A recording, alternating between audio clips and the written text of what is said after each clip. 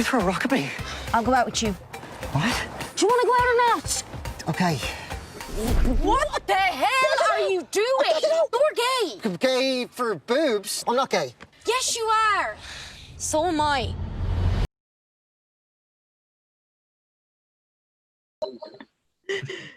David, how are you? I'm good. I am so sorry I'm late. Oh, don't worry. How are you? I am like, that's the story of my life, is being late. You know? I'm usually super punctual, so I kind of, it's very out of character. But anyway. I'm good. How about yourself? You're in a okay? Yeah, I'm great. I'm good. I'm just gonna WhatsApp my boyfriend really quickly to let him know not to barge into the room. It's fine. Anyone can come in.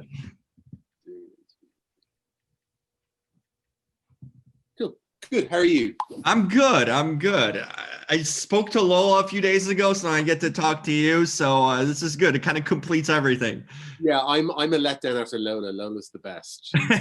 She's so cool, just so straightforward in so many ways. But I just had to talk to you because I enjoyed the film so much, and I'm like, I need to hear from the man behind it, you know, what kind of transpired it all. And Lowell and I had a great chat about it. But David, what was the kind of, because you wrote it and directed it, what was the inception? Is there anything that sparked your mind to come up with this story, to put pen to paper in a sense initially? What sort of things that in a sense sparked you or motivate you to make this story happen? Because I felt like there's some definitely must have been some experience or truth for you in it. No, there's a lot of truth in it. I mean, I grew up in that kind of military town where the film is set, and you know, I really struggled in coming to terms with my sexuality. So, you know, I'm very much Eddie, and it is kind of my story. I mean, it's as autobiographical as I'm going to get. So yeah, I mean, it's a story I wanted to tell for a really long time, and you know, it's, for me, it's kind of my love letter to where I grew up, but also to all those kids who needed to leave those places to be themselves. So yeah, so it's pretty truthful. It's quite honest. I think there was a lot of wrought moments during the writing of it where I felt like I was getting a bit too close to the bone, but it was fun. Wow. Did you have someone like you say you're kind of liking yourself to Eddie? Did you have someone like Lola in your life when you were growing up too? Yeah, no. So I had a friend in school who came out to be a lesbian, just as I came out to be gay, and it was in hindsight, we both said like, oh God, it would have been so much easier had we just pretended to go out and kind of stop the trauma. So that was the inspiration for it. But Lola in the film is kind of a composite of a few different people, and also kind of, you know, as well, kind of a composite of me. I mean, I was quite pretentious as a teenager, as Lola is, and you know, thought I was very smart. I mean, Lola is and Amber are incredibly smart, and I really wanted to celebrate that kind of teenage pretension where you're into punk and into zines and you want to take over the world. I just think there's something quite glorious about all that, and funny. No doubt. You know, I mentioned this to Lowell. The thing, the film takes place in 95, and it felt for me that it could have been like 85 or 75 too, by the look of it, and just kind of, you know, by like kind of things how they're behind, you know, in times and age. Tell me about the time period, because I found that very interesting. And how did you make it seem? Maybe that was just life in 95 in Ireland. You know, I grew up. No, exactly. I think 95 in Ireland probably felt like the 80s in other places. Like we definitely took a while to catch up with the rest of the world. And I think that period in Ireland was just really interesting. I mean, 95 is when we finally got divorce. In 93, we just got homosexuality decriminalized. So we had a very late liberalization. And I think we've come a really long way since then. But I think those moments that happened in, say, the 60s in the United Kingdom happened much later for us. So I just found it a really fascinating time. And that the fact that these kids kind of grew up in a world in which they weren't just taboo, they were criminal. I just thought that's, you know, and I lived that. I was a child in that time. And, you know, you grew up in these hyper-Catholic schools. And it's very difficult to kind of come to terms with yourself when you have all this noise around you. And also I just love the 90s. I love the style and the music and kind of, you know, it was glorious and tacky and brilliant all at once. So it was kind of my own nostalgia for that period. I mean, I was a bit younger. I was about 10, but you know, I was very nostalgic for it. But I think for me, you know, it could be set now. It could be set in England or America or France or any kind of small town. I think, you know, kind of rural Western world is filled with Eddies and Ambers who are just trying to find themselves and escape. And I don't think that's changed. And culture and religion is so deeply rooted in these towns to change is like impossible sometimes, you know, because it's generational and it's the same people. It's the, you know, the grandparents and their grandparents. It's like the same families kind of live there. So there's change that's a shock to the system in a sense. Totally. And I think for me, you know, Eddie, I mean, I don't want to give it away, but, you know, Eddie he can't fathom coming out at all. And he eventually needs to escape to be himself. But and that was me. I had to go away before I could kind of explore myself. But I was always really in awe of those people who were able to stay and had the courage to stay and come out. And kind of they're the people who kind of enacted most change. And for me, I want to celebrate that. And for me, that's Amber. That's, you know, she finally gets the strength to kind of, to be herself in her own town, which is just, you know, I'm still in awe of that kind of courage because I just don't know how you do that. Mm-hmm. You know, one kind of underrated thing that I caught on to, the soundtrack and music in this movie was awesome. Tell me how you kind of came about it, because I felt like it was almost like a character in itself, the music that went along with these characters in the movie. I just thought it was fantastic. I kept on taking my Shazam and trying to pick up the songs on it every time it changed. Tell me about the score of this film. We've made a Spotify playlist of the music because it's just so good. But yeah, I mean, I think when I think about 90s films, you know, I always think about those ones that had great soundtracks like Trainspotting or Pulp Fiction or, you know, Empire Records or something like that. Just those really great soundtracks. So I wanted to have a really good, you know, not just score, but a really good soundtrack to this. And you obviously needed some classic 90s pieces like Pulp to place it. And we had U2, which was amazing. Yes. But also just some great kind of Irish bands, some modern Irish bands like the Pillow Queens, who I adore. So yeah, it was a lot of fun. It's a really funny thing. So it was a lot of fun kind of picking the music and choosing it. And actually Lola chose Cut Your Bangs for her beach scene with her girlfriend in the film. She chose that song herself just because she loved it. But yeah, it's one of those things when you're working on this kind of film, which is, you know, it's an indie film. We had finite money, so you only have a certain amount of money. Music costs a lot of money. So you're like trying to figure out how you get, like, you know, Brenda Lee or Pulp or, you know, these incredible musicians for, you know, a cut down price. So there's lots of letter writing to musicians and people and just pleading with them and begging with them. But I love our soundtrack. I mean, I listen to it all the time. I just think it's great. So good. Yeah, it moves, I think, the story along too at so many points too. It flows so seamlessly what's happening to the characters that I feel like sometimes it just go hand in hand together. Yeah, absolutely. And you know, it's an interesting one. A lot of the music we had to choose before we shot. So things like the U2 song, because it's sung in the film, or the Brenda Lee song because it's sung by Johnny Wu, the drag queen in the film.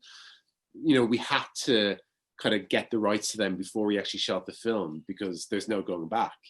So there was a lot of kind of just trying to plan it beforehand. And we had like Spotify playlists of music that I would share with cast and crew in production just to get them into the mood and the vibe of it. And so we all kind of had the same, there's nothing that gets you into a place like music. So it really was a really important part of not just the film, but of the filmmaking process. It was great. I love the locations in this film. I haven't been to Ireland, but this was the best postcard and kind of a tourism pitch you could have. I mean, from the countryside, the greenness to kind of the Dublin, the you know, that side, that little bit of a city life vibe to it. I just felt like you illustrated so well different parts of the country. Tell me about that. How familiar were you with the locations, and why did you choose the ones you did? I just felt they were awesome. I mean, for me, the film was written for where I grew up in the Curragh. So it's this kind of really amazing kind of military town surrounded by these massive plains. And once we kind of got the go ahead to make the film, we basically instantly started lobbying the military and my governments. I was writing letters to my local TD, who's like, I guess senator, just trying to get access to the location, because I've been rejected and turned down before, and actually we're the first thing to shoot there since Braveheart. So it's yeah, that's what Lola said. It was unbelievable. It was actually an active base, right?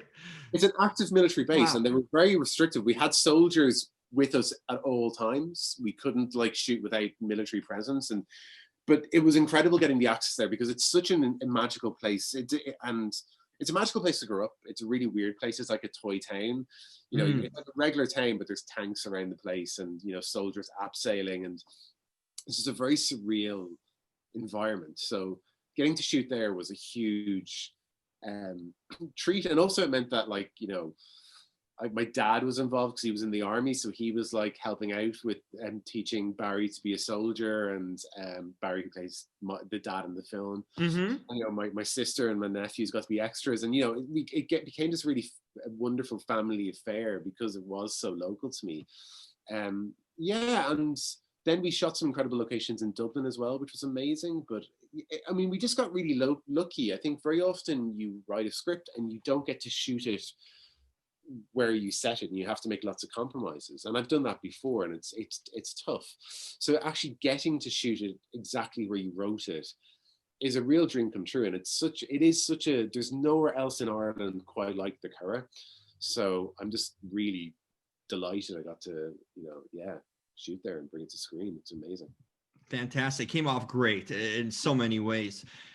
I wanted to ask you about casting these two, and Lola and Fionn. I mean, you couldn't find two perfect people, not only for how they embrace these roles, but even look-wise, with Fionn's like, his ocean blue eyes were so telling. He didn't have to say anything. You could just see it sometimes in his eyes in the scenes, and Lola with her vibrant person. I mean, you found literally the two best people possible for these roles. And it was so cool to hear Lola talk about her real life friendship with Fionn. They're best friends now, tell me about working with these two, and how did you find them? Because they were superior.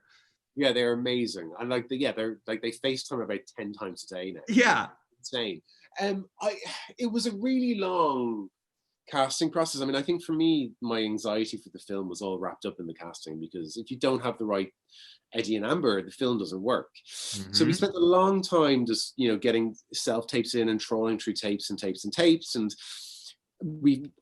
Fionn and Lola's were amongst them, and they were incredible, but it all came down to a chemistry read. So we got the top 4 boys and the top 4 girls, and we brought them in pairs of 2s and just tried them in all these different combinations to see what was the best. And, some amazing actors. But once we got Fionn and Lola in the room together, it was just lightning in a bottle. It was extraordinary. And and then, we knew we had our Eddie and Amber, and then it was just a really long process of rehearsal. We had about 6 months, which is a real rarity. It was incredible. But for me, it wasn't even about rehearsing the film, which was important. It was about making sure they became best friends, and making sure they kind of fell in love platonically, just so you could feel that bond. And I never fathomed how like close they would become. They are, inseparable. I remember I was location scouting in Dublin with my director of photography, Rory,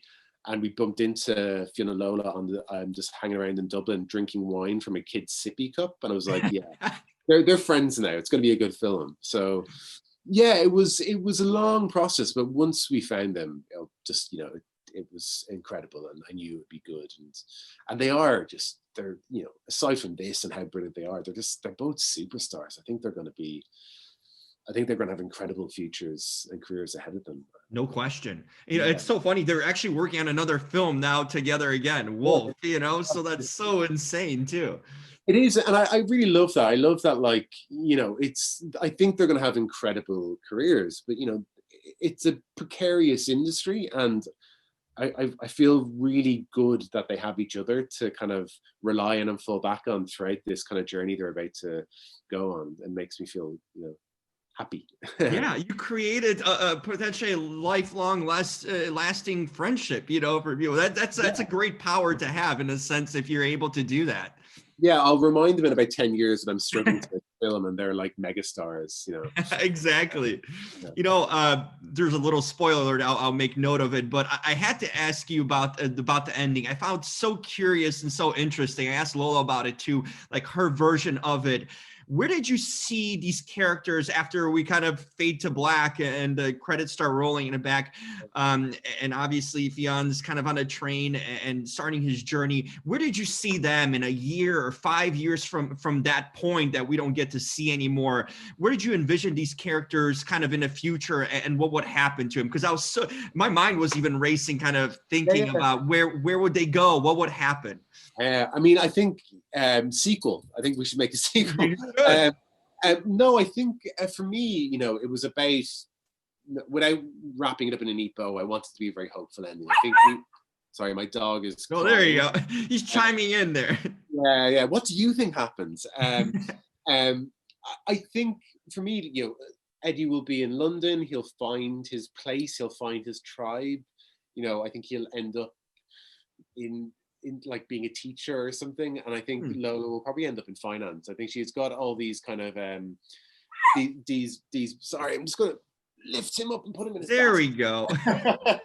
He's got all these kind of she's got all these punky ideas, but she's so money minded, and from an early age I think she'll end up kind of very wealthy business person. And I love the idea that they'll lose touch and then maybe bump into each other at some point in London, and like no time will have passed. When the very first draft of the script was pretty much the exact same, but the only difference was it opened in modern day London, where these older Eddie and Amber kind of bump into each other after not meeting each other for 10 years. Wow. And then you come back in time, and you at the very end it goes back to where they kind of finally catch each other's eyes in the pub, and you see what they meant to each other. And we took that out because it felt unnecessary, and also then you would have to find older actors that you're not invested in to end the movie with, and it just felt you could do that in a novel, but maybe in a film it wouldn't work. But I love that idea of seeing them just kind of randomly bump into each other in London in 10 years time and seeing where they're at. I really like that idea. It's almost like turning this into like a before sunrise to before sunset. Right. Yes. It would be really nice. But I think they're both, I'm very confident they both have great lives. I think so too. I think the story led to it. I mean, Lola's interpretation was that they were bonded for life, so they had to meet each other and have a relationship together because of what they've been through. That unique experience together that no one could, fill that hole, that they only could between each other. But exactly, I mean, it is, for me, it's a romantic comedy, and it's about first love, and it's obviously platonic, but it's about that person who shapes the person you are to become, and that's what they were to each other. And I think no matter how much time will pass or how long they may speak, like go without speaking. Sorry, now my dog is moving my laptop. Stop it. No matter how much time passes, I think they are bonded for life. And I think we all kind of have that person who kind of helped shape the person we were to become. No question. And finally, kind of wanted to leave off, it's so huge to hear about a movie making an impact. Like this movie could change people's lives technically. And it was so interesting to talk to Lola about. I asked her, like, what did she take away from this experience? And it was life-changing for her about her own sexuality, talking about it and, thinking about it and kind of letting herself be herself. And this experience made her do that. I mean, when you hear that and potentially, kids and teens and adults even out there who are dealing with their own sexuality and whether to come out or not, this movie could be a game changer in so many ways. How do you kind of feel about that, in the sense that thing that you're with this film, you're kind of opening up these opportunities for people to change their lives in so many ways, and even your main actor in too was changed by this film. I mean, what does that kind of mean for you and what you're able to do with this film? Because that's immeasurable stuff if a movie can make you feel that way. it's like, it's amazing to think that it can have that impact. And you know, we've had, because it came out in the UK and Ireland already, we've had such, it's such kind of an outpouring of kind of love for it, and a lot of young people messaging about what it's meant to them, and actually a lot of parents of queer kids messaging who have identified with, say, Sharon Horgan's character, saying how they really identified with that struggle of not necessarily knowing what the right thing to do is for your kid, but wanting to do the right thing. But yeah, it's amazing. I mean, it's the most you can hope for as a filmmaker, is to be able to maybe have an impact on somebody's life. So it's lovely to think, but you know, I try not to think about it too much. I mean, it had an immeasurable impact on me. I mean, I think making this film was an incredibly cathartic experience for me, and I think it's made me a much more at ease person. I think kind of tackling some of the demons that I had, and realizing how much warmth existed for me at that time in my life that at the time I didn't kind of see. So you know, it's nice, but I don't know. I mean, it's lovely. I mean, it's really lovely to think it's kind of reaching people and people are enjoying it, and if it has a bigger impact, that's lovely. People can also just watch it and have a laugh. I mean, No question. they don't need to have a life-changing moment. They can just laugh at like the crude jokes. But yeah, no, it's really nice. It's really nice, and we all had such a great time making it. So it's kind of nice that people have a good time watching it. I did. I certainly had a great time watching. I love the film. I think it spoke to so many things. I mean, just seeing characters kind of.